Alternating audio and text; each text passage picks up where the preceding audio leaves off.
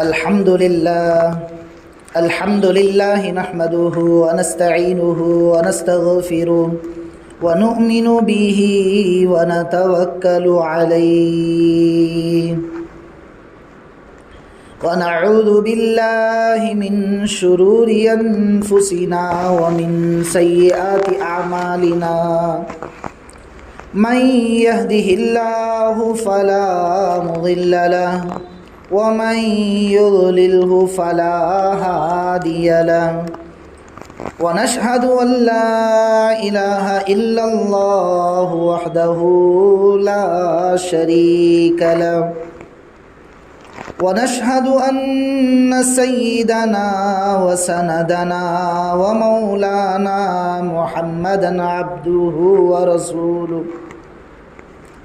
أرسله بالحق بشيرا ونذيرا وداعيا إلى الله بإذنه وسراجا منيرا أما بعد أعوذ بالله من الشيطان الرجيم بسم الله الرحمن الرحيم من يعمل سوءا يجز به وقال تعالى في مقام آخر وضرب الله مثلا قرية كانت آمنة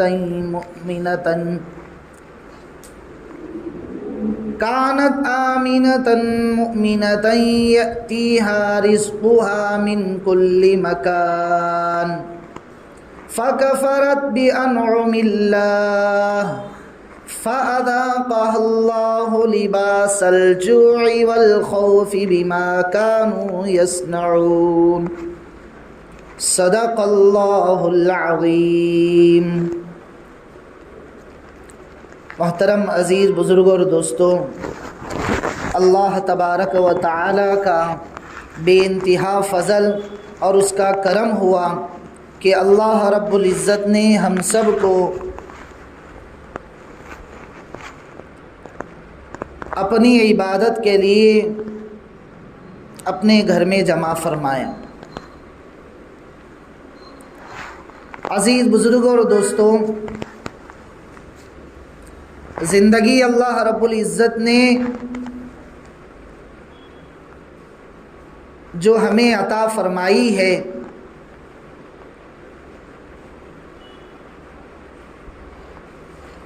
اس زندگی کے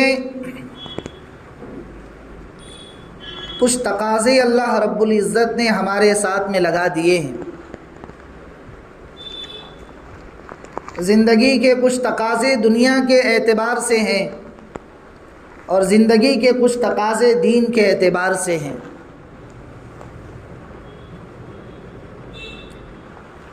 زندگی میرے عزیز بزرگوں اور دوستوں ضرورت کا نام ہے۔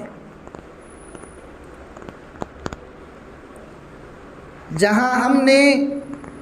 اپنی دنیا کے تقاضوں کو ضرورت سمجھ کر پورا کیا اور اپنے دنیا کے تمام طرح کے مسائل کو ضرورت کے طور پر حل کیا ہے، تو میرے عزیز بزرگوں اور دوستوں پھر دنیا اس کو بہت ہی مختصر نظر آئے گی، اور جہاں ہم نے دنیا کے تقاضوں کو خواہشات کے پیچھے لگا دیا اور خواہشات ہی کو دنیا سمجھ لیا اور اپنے مسائل سمجھ لیے، تو عزیز بزرگ اور دوستو خواہشات تو بادشاہوں کی بھی پورے نہیں ہوتے، ضرورتیں غریبوں کی بھی پوری ہو جاتی ہے دنیا میں، لیکن خواہشات جو ہیں وہ وقت کے بادشاہوں کے بھی پورے نہیں ہوتے۔ تو میرے عزیز بزرگوں اور دوستوں، اللہ رب العزت نے ایک بہت ہی مبارک زندگی اور بابرکت والی زندگی ہمیں دی ہے، اس زندگی کو مجھے اور آپ کو ضرورت کے درجے میں رکھ کر زندگی گزارنی ہے۔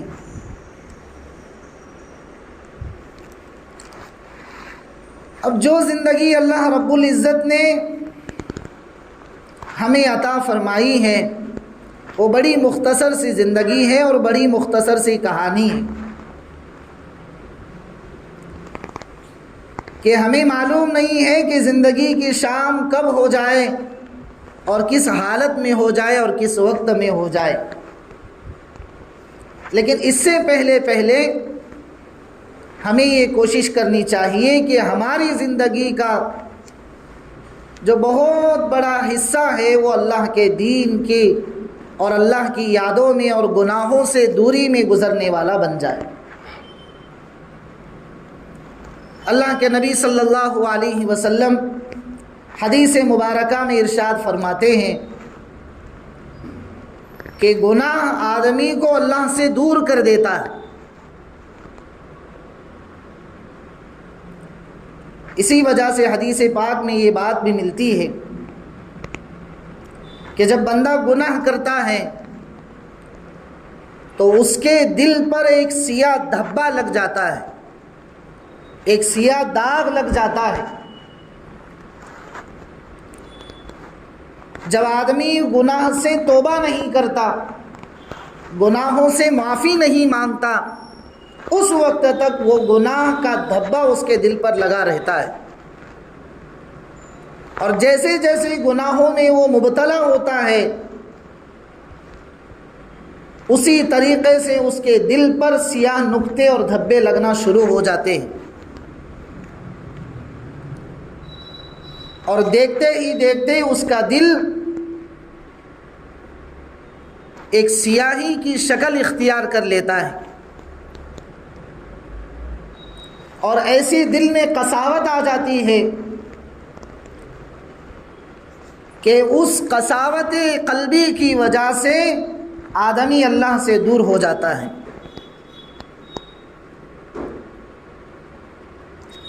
اسی لیے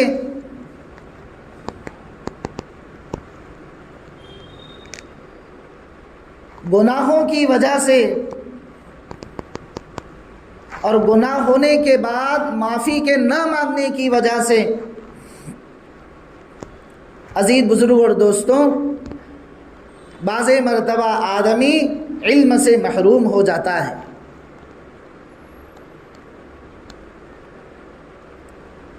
علم سے کیسے محروم ہو جاتا ہے؟ ہم تھوڑا اس کو سمجھتے ہیں۔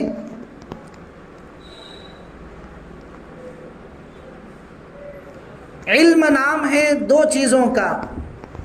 ایک ہے معلومات اور ایک ہے علم نافع۔ معلومات کا مل جانا، معلومات کا آدمی کو دل اور دماغ میں بٹھا لینا، یہ علم نہیں ہے، بلکہ یہ اس کی معلومات ہے۔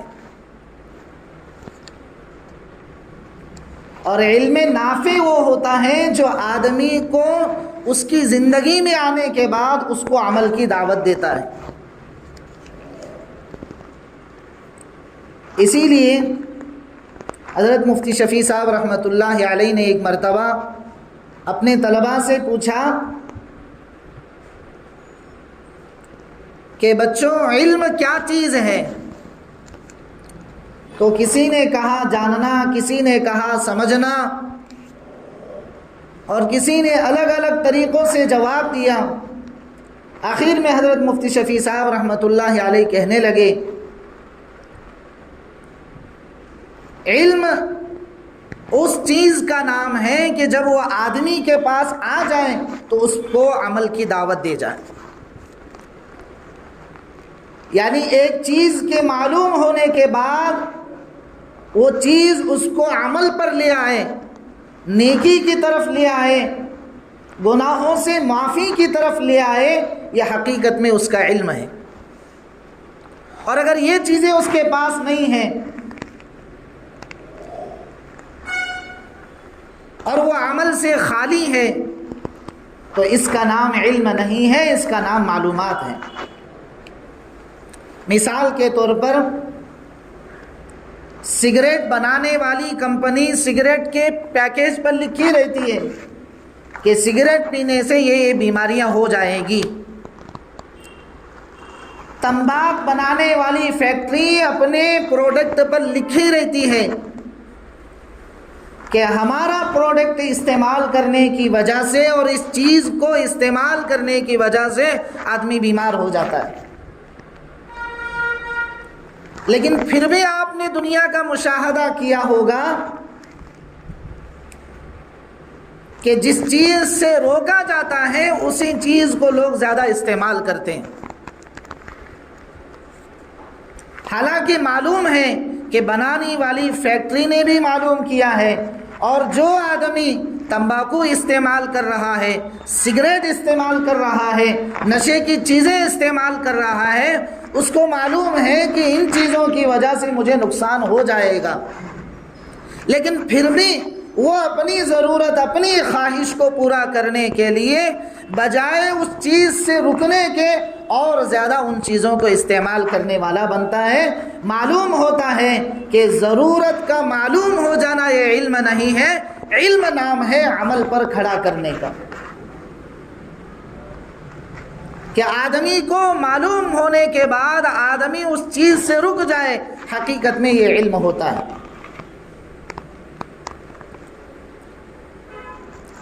حضرت امام شافعی رحمۃ اللہ علیہ اپنے استاد سے پوچھنے لگے کہ حضرت میرا ذہن بہت کمزور ہے، میں ایک چیز یاد کرتا ہوں مجھے یاد نہیں رہتی، میرا ذہن کسی بھی چیز کو اپنے اندر محفوظ نہیں کر سکتا، میں یاد کرتا بھی ہوں تو بھول جاتا ہوں۔ تو حضرت نے انہیں نصیحت کی کہ گناہوں سے معافی مانگ لو،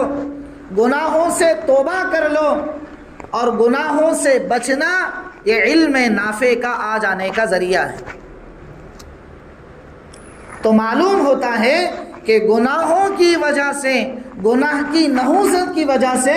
آدمی بعض مرتبہ علم نافع سے دور ہو جاتا ہے۔ میرے عزیز بزرگوں اور دوستوں، ہم تھوڑا سا یہ غور کرتے ہیں کہ آج ہر آدمی کو معلوم ہے کہ 5 وقت کی نماز اللہ نے فرض فرمائی ہے، ہر بالغ مرد و عورت پر اللہ نے 5 وقت کی نماز اس پر فرض فرمائی۔ اگر صاحب نصاب ہو جائے تو زکوٰۃ فرض کی، اگر صاحب استطاعت ہے تو اللہ نے حج فرض فرمایا، رمضان کے روزے فرض فرمائے۔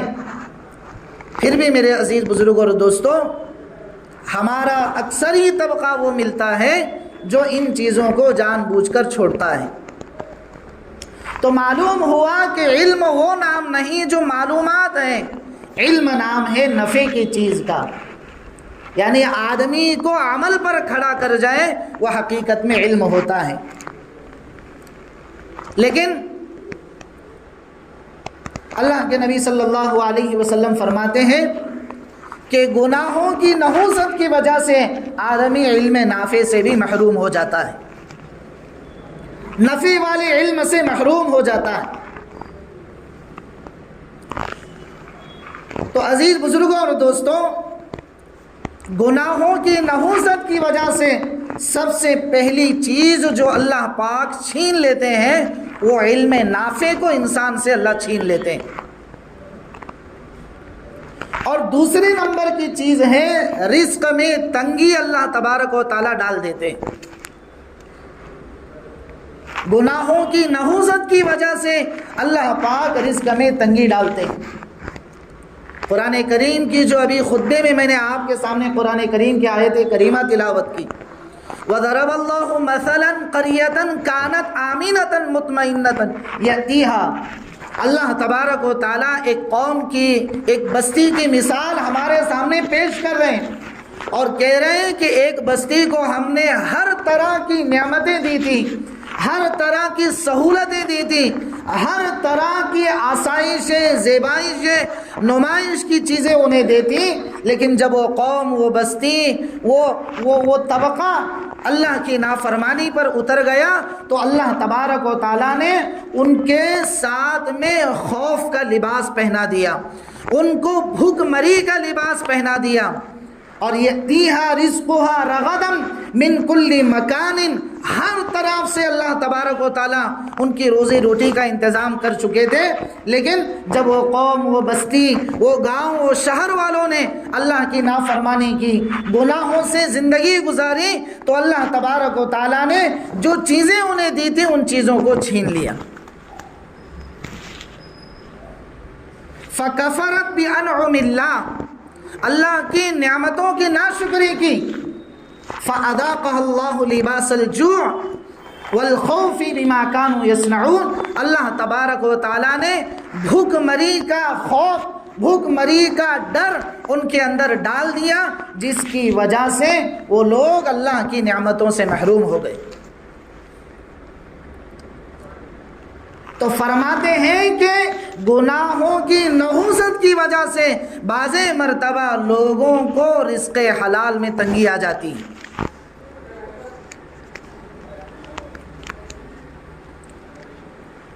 حضرت امام احمد بن حنبل رحمۃ اللہ علیہ نے ایک مرتبہ اپنے استاد کو ملنے کا اور اپنے استاد کی خدمت میں حاضری کے لیے سفر طے کیا اور مصر پہنچے، اور جب وہاں پہنچے تو دیکھا کہ اپنے استاد کے گھر میں ہر طرح کے کھانوں کے دسترخوان بچھائے گئے۔ جب حضرت امام احمد بن حنبل رحمۃ اللہ علیہ وہاں پہنچتے ہیں اور دیکھتے ہیں کہ گھر کا سارا کھانا کھا گئے، حالانکہ اللہ والوں کے عادات میں سے ہوتا ہے کہ وہ بہت کم کھاتے ہیں، وہ بہت کم سوتے ہیں، اور راتوں میں اللہ کے سامنے آہوازاری کرنے والے ہوتے ہیں۔ اور میرے عزیز بزرگ اور دوستوں،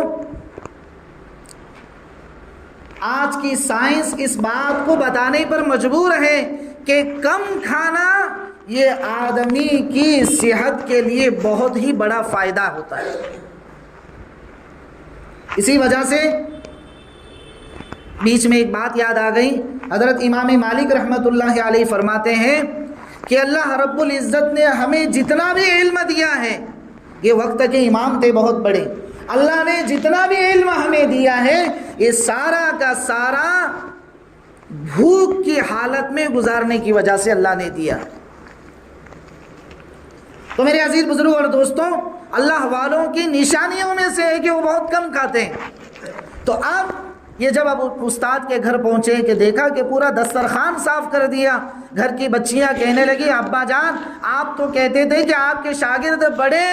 اللہ والے ہیں، اور اللہ والوں کی نشانیاں تو یہ ہوتی ہیں، اور آپ کے شاگرد نے پورا دسترخوان صاف کر دیا۔ تو اس وقت حضرت امام شافعی رحمۃ اللہ علیہ نے اپنے استاد امام احمد بن حنبل رحمۃ اللہ علیہ سے پوچھا کہ بھئی کیا وجہ ہے، یہ کیا آپ کی جس طرح سے ہم نے تربیت کی تھی آپ تو اس کے برخلاف نکل آئے؟ تو حضرت نے کہا حضرت ایک بات اصل میں یہ تھی کہ جب میں آپ کے گھر میں دسترخوان پر بیٹھ گیا تو اللہ کی رحمتوں کو آسمان سے اترتے ہوئے میں نے دیکھا ہے، تو میں نے یہ اپنے اندر یہ ارادہ کر لیا کہ اگرچہ میں آج کے دن کے بعد 8 دن تک روزہ رکھ لوں گا، لیکن آج آپ کے گھر کا پورا کھانا جو اللہ کی رحمتوں کو آپ کے اناج میں، آپ کے گھر کے کھانے میں اترتے ہوئے میں نے دیکھا ہے، وہ پورا کھانا میں کھا کر رکھ لوں گا۔ تو یہ ہوتی ہے رزق میں برکت۔ تو اللہ کے نبی صلی اللہ علیہ وسلم فرما رہے ہیں کہ گناہوں کی نحوست کی وجہ سے آدمی کے رزق میں تنگی آ جاتی ہے۔ پہلی بات جو شروع میں نے عرض کی کہ گناہوں کی نحوست کی وجہ سے آدمی علم نافع سے محروم ہوتا ہے، اور دوسرے نمبر پر آدمی رزق حلال سے محروم ہو جاتا ہے۔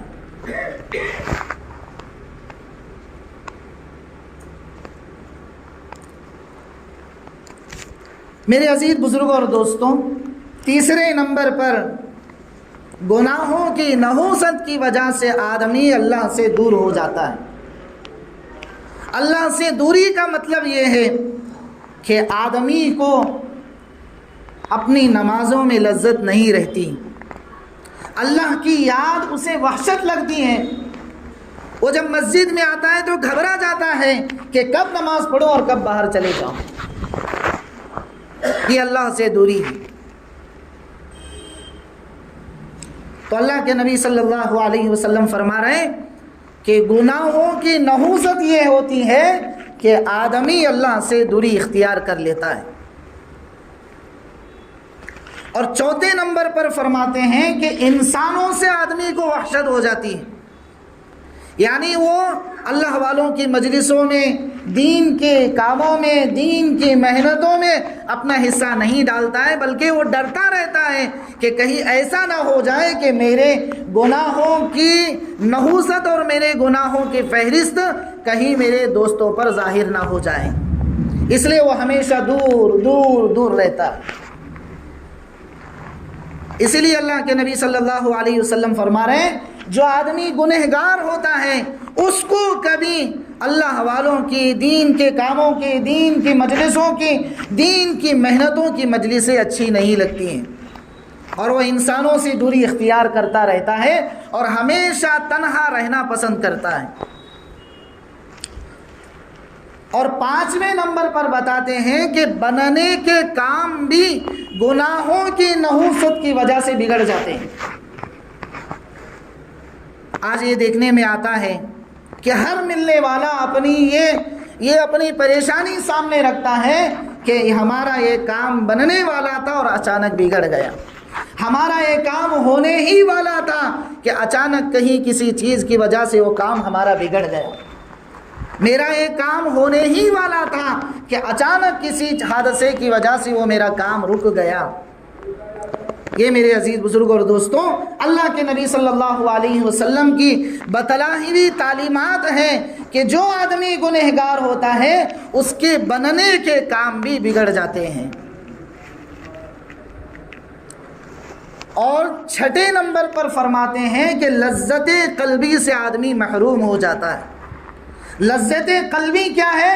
آدمی کے دل میں نہ اچھی چیز کا اثر باقی رہتا ہے نہ گناہ کی چیز کا اثر باقی رہتا ہے، بلکہ وہ ایک بے حس انسان بچ جاتا ہے کہ جس کے یہاں کسی چیز کا اثر نہیں، نہ اچھی چیز کو اثر ہے نہ بری چیز کا اثر ہے۔ جیسے آدمی کو بخار آ جائے، بیمار ہو جائے تو ڈاکٹر سے وہ شکایت کرتا ہے کہ ڈاکٹر صاحب میری زبان کی لذت ختم ہو گئی، نہ مجھے کڑوا پن اچھا لگ رہا ہے، نہ کڑوا پن کا کڑواہٹ محسوس ہو رہا ہے، نہ مٹھاس کی چیز کی مٹھاس میری زبان پر اس کا اثر باقی رہا ہے، بلکہ سب کچھ ختم ہو گیا ہے۔ تو ڈاکٹر اس کو صلاح دیتے ہیں کہ بھائی کچھ دن گزر جائیں، ہمارا جو کورس تمہیں دیا گیا ہے اس کو پورا کرو، تو تم جو پہلی حالت میں تھے کہ تمہیں کڑوا پن کا کڑواہٹ بھی محسوس ہو رہا تھا اور میٹھی چیز کی مٹھاس بھی محسوس ہو رہی تھی، وہ دوبارہ لوٹ کر آئے گی۔ اسی لیے حضرت علامہ کشمیری علیہ الرحمہ جب قادیانیوں سے مناظرے کے لیے نکلے تو اسٹیشن پر ضرورت کے لیے اتر گئے، تو جو سکھ ٹکٹ چیک کر رہا تھا وہ آ کر سب سے پہلے حضرت کے ہاتھ پر اسلام قبول کر لیا۔ تو حضرت تو کہتے تھے بھائی میرا ٹکٹ چیک کر لو، کہا ٹکٹ مجھے دنیا کا نہیں چاہیے، مجھے جنت کا ٹکٹ دے دو اور اپنے ہاتھ پر کلمہ پڑھا لو۔ جہاں جس جگہ پر مناظرہ تھا جب وہاں پہنچے تو جتنے مناظر وہاں بیٹھے ہوئے تھے سب کے سب حضرت علامہ کشمیری علیہ الرحمہ کے چہرے کو دیکھ کر ایمان لانے والے بنے۔ خواجہ معین الدین اجمیری رحمۃ اللہ علیہ جب اپنے شہر سے نکلے اور یہاں پہنچتے پہنچتے 90 لاکھ لوگوں نے ان کے ہاتھ پر اسلام کو قبول کر لیا۔ اور سب سے بڑی تاجدار محمد الرسول اللہ صلی اللہ علیہ وسلم جب مدینہ منورہ پہنچے ہیں تو حضرت عبداللہ بن سلام رضی اللہ عنہ، میرے عزیز بزرگ اور دوستو، یہودیوں کے بہت بڑے عالم تھے۔ جب یہودیوں نے انہیں تیار کیا اور کہا کہ جا کر تم اللہ کے نبی کو، جس کو یہ لوگ اپنا نبی مانتے ہیں، ان سے ایسے سوالات کرو جن سوالات کا ان کے پاس کوئی جواب نہ ہو۔ عبداللہ بن سلام رضی اللہ عنہ یہودیوں کے بہت بڑے عالم تھے، وہ جب یہ سوچ کر اللہ کے نبی صلی اللہ علیہ وسلم کی خدمت میں حاضر ہوئے اور جب وہاں جا کر دیکھا تو کہنے لگے یا رسول اللہ میں سوال تو بعد میں کروں گا، پہلے مجھے کلمہ پڑھا کر اسلام میں قبول کر لو۔ اور جب واپس اپنے مجمع میں آئے اور کہنے لگے، وہ مجمع کہنے لگا عبداللہ بن سلام تمہیں تو ہم نے العیاذ باللہ محمد کو ہم نے سوالات کرنے کے لیے بھیجا تھا اور تم انہی کے گرویدہ بن کر آئے۔ تو عبداللہ بن سلام رضی اللہ عنہ نے اس وقت جواب دیا لیس بوجہ کذاب، یہ محمد الرسول اللہ ایسے ہیں کہ جو آدمی ان کے چہرے کو دیکھے گا وہ بھی اسلام قبول کر لے گا۔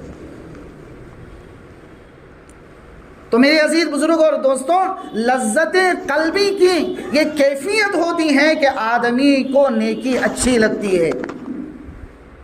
اور برائی سے گناہوں سے آدمی کو نفرت ہو جاتی ہے، لیکن جو آدمی گناہوں میں مبتلا ہوگا تو فرماتے ہیں کہ اس کے دل سے لذت قلبی کو اللہ چھین لیتے ہیں۔ اب چاہے اذان ہو یا نہ ہو، چاہے جمعہ کا دن ہو یا نہ ہو، چاہے عصر کی اذان ہو یا نہ ہو، مغرب کی اذان ہو یا نہ ہو، عشاء کی اذان ہو یا نہ ہو، ہمارا مجمع ایسا رہے گا جیسے ان کے سامنے کوئی اذان نہیں ہے۔ یہ اصل میں گناہوں کی نحوست ہوتی ہے جو اللہ پاک لذت قلبی کو چھین لیتے ہیں اور ہمیں اس کا احساس نہیں رہتا۔ صلاح الدین ایوبی رحمۃ اللہ علیہ ایک جنگ کے محاذ پر تھے اور صلیبیوں سے جنگ لڑ رہے تھے۔ اچانک انہیں یہ خبر پہنچ گئی کہ بھئی صلیبیوں کا ایک اور بیڑا جو ہے وہ سمندر کے راستے سے مسلمانوں پر حملہ کرنے کے لیے آ رہا ہے۔ تو حضرت صلاح الدین ایوبی رحمۃ اللہ علیہ بڑے متفکر، پریشان، لیکن ان کے سامنے ایک راستہ تھا اور وہ راستہ مسجد کا راستہ، اور وہ گئے مسجد میں، رات بھر اللہ کے سامنے آنسو بہائے، رات بھر نماز میں، تلاوت میں، اللہ کے سامنے رونے میں پوری رات گزار دی کہ اللہ مسلمانوں کی حفاظت فرما، مسلمانوں کی حفاظت فرما۔ پوری رات اسی میں رونے میں، دھونے میں، اللہ کے سامنے راز و نیاز کرنے میں گزار دی۔ صبح کی نماز پڑھی اور مسجد سے نکلے گیٹ سے باہر تو دیکھا کہ مسجد کے گیٹ پر ایک بہت ہی پر اثر اور بارونق ایک کوئی بزرگ مسجد کے گیٹ پر کھڑے ہیں۔ تو حضرت صلاح الدین ایوبی رحمۃ اللہ علیہ بھی اللہ والے تھے اور جو بزرگ کھڑے تھے وہ بھی اللہ والے تھے۔ اور آپ کو معلوم ہے کہ جوہری ہی سونے کو پہچانتا ہے، سونار ہی پہچانتا ہے کہ حقیقت میں یہ سونا ہے یا نہیں، ہیرا ہیرے ہی کو پہچانتا ہے۔ تو حضرت صلاح الدین ایوبی رحمۃ اللہ علیہ جب مسجد سے باہر جانے لگے تو اللہ والے انہیں بلا کر کہا کہ صلاح الدین کیا بات ہوئی، آپ کے چہرے پر ایک بڑا اثر دکھ رہا ہے۔ تو انہوں نے پوری داستان سنائی کہ اب ایک لشکر آنے والا ہے، یہاں تو جنگ شروع ہے صلیبیوں سے، لیکن اب دوسرا لشکر آ رہا ہے، مسلمانوں کی تعداد تو بہت کم ہے، اب مجھے یہ فکر ہوئی ہے کہ میں سامنے کے دشمنوں سے لڑوں یا جو یہ دوسرا لشکر آ رہا ہے اس سے لڑوں، اس لیے میں تھوڑا پریشان ہو گیا۔ تو حضرت وہ جو گیٹ پر کھڑے تھے اللہ والے وہ کہنے لگے فکر نہ کرو، رات میں وہ جو سمندر کے راستے سے جو فوج آ رہی تھی وہ رات ہی میں پانی میں ڈوب کر مر گئی۔ حضرت صلاح الدین ایوبی رحمۃ اللہ علیہ اس خبر کو سنے اور چلے گئے، جہاں جنگ شروع تھی وہیں اس میں مشغول ہو گئے۔ تھوڑی دیر کے بعد ایک خبر سنانے والا مخبر آیا اور خبر سنایا کہ حضرت جو بیڑا آنے والا تھا اور ہمیں برباد کرنے کے لیے سمندر کے راستے سے آ رہا تھا وہ رات میں سمندر کی موجوں میں ڈوب کر مر گیا ہے۔ حضرت صلاح الدین ایوبی رحمۃ اللہ علیہ کو ان بزرگ کی بات یاد آ گئی۔ میرے عزیز بزرگ اور دوستوں، مجھے آپ کے سامنے یہ تاریخ کا واقعہ پیش کر کے یہ سمجھانا ہے کہ نیکی کا اثر یہ ہوتا ہے، رات بھر اللہ کے سامنے رونے کا اثر یہ ہو رہا ہے کہ انہیں اللہ تبارک و تعالیٰ ان کے آنسوؤں کے، ان کے رونے کے اور رات بھر اللہ کے سامنے آنسو گرانے کا بدلہ اللہ نے یہ دیا ہے کہ ان کے آنسوؤں کے بدلے میں اللہ پاک نے دشمن کے فوجوں کو سمندر میں ڈبو دیا۔ تو یہ لذتیں قلبی ہیں جو گناہوں کی نحوست کی وجہ سے اللہ تبارک و تعالیٰ دل کے لذت کو چھین لیتے ہیں۔ ایک بادشاہ ایک مرتبہ سفر کر گئے تو راستے میں دیکھا کہ اپنے ہی نوکر کا ایک بہت بڑا باغ انار کا لگا ہوا ہے۔ کس کا باغ ہے؟ انار کا باغ۔ تو بادشاہ سفر میں تھے، تھک گئے اور انہیں ایک ٹھنڈے چیز کی مشروب کی ضرورت پڑ گئی۔ تو جو خادم تھا وہ کہنے لگا حضرت میرا باغ بازو میں ہے، ہم وہاں چلے جاتے ہیں۔ جب وہاں پہنچے تو بادشاہ نے کہا بھائی کہ انگور کا باغ ہے، انار کا باغ ہے، تو اسی کا جوس ہمیں پلا دیں۔ تو جو ان کا خادم تھا وہ ایک ہی انار کو پکڑ کر جب اس کو گلاس میں نچوڑتا ہے تو پورا گلاس بھر گیا، ایک ہی انار میں پورا گلاس بھر گیا۔ جب بادشاہ کو پلایا تو بادشاہ بہت خوش ہوئے، مٹھاس بھی اچھی اور ایک ہی انار میں پورا گلاس بھر گیا ہے۔ بادشاہ نے پھر مطالبہ کیا، پھر دیا گیا۔ اسی طریقے سے 3 مرتبہ بادشاہ نے اس انار کے درخت کے جوس کو استعمال کیا اور پی لیا۔ اب بادشاہ کی نیت بگڑ گئی اور وہ کہنے لگا دل ہی دل میں کہ میری رعایا ہے، میری ہی سلطنت میں رہتا ہے اور اس کا اتنا اچھا باغ کہ پھل بھی کتنا اونچا ہے اور عالی شان ہے کہ ایک ہی انار کے پھل کی وجہ سے پورا گلاس بھر رہا ہے۔ تو بادشاہ کی لالچ بڑھ گئی اور اس کی نیت بگڑ گئی، اور اپنے وزیر کو بلانے سے پہلے اپنے دوسرے وزراء کو کہا کہ بھئی یہ پورا باغ جو ہے اب یہ میری سلطنت میں آنا چاہیے اور میرے ذمہ داری پر آنا چاہیے۔ جب وہ جس کا باغ تھا وہ آئے تو کہنے لگا بھئی یہ کام کرو اور ایک گلاس لے کر آؤ جوس انار کا۔ جب یہ نچوڑنے کے لیے گیا تو 3 انار نچوڑے، تب بھی وہ گلاس بھرنے کے لیے تیار نہیں۔ خیر 4-5 اناروں کو نچڑنے کے بعد وہ گلاس بھر گیا اور بادشاہ کو پیش کیا۔ جب بادشاہ نے پیا تو پھر کڑواہٹ آ گئی، جہاں مٹھاس تھی وہاں کڑوا بنا گیا۔ تو خادم سے، اس باغ کے مالک سے، اپنے وزیر سے کہا کہ بھائی تم نے پھل کوئی بدل کر لائے؟ تو وہ کہنے لگا نہیں، وہ اسی درخت کا یہ انار ہے، اسی درخت کا یہ پھل ہے۔ تو جب خادم کے سامنے یہ بات آئی تو خادم کہنے لگا حضرت اصل بات یہ ہے کہ آپ کی نیت بگڑ گئی، جس کا اثر اللہ تبارک و تعالیٰ نے پھلوں میں دکھا دیا۔ ہاں، آج ہمارے مارکیٹوں میں جو مہنگائی ہے یہ ہمارے گناہوں کا اثر ہے جو اللہ تبارک و تعالیٰ وہاں دکھا رہے ہیں۔ آج جو مہنگائی آسمان کو چھو رہی ہے اس میں کسی کا کوئی قصور نہیں۔ حقیقت یہ ہے کہ میرے عزیز بزرگ اور دوستوں، ہم گناہوں کی اتنے عادی ہو گئے کہ ہمیں ہماری گناہوں کی نحوست کی وجہ سے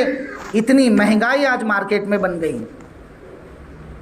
تو میرے عزیز بزرگ اور دوستوں،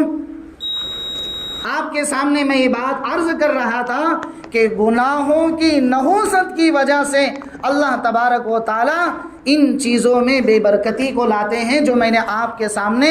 8 ابھی گنا دیے۔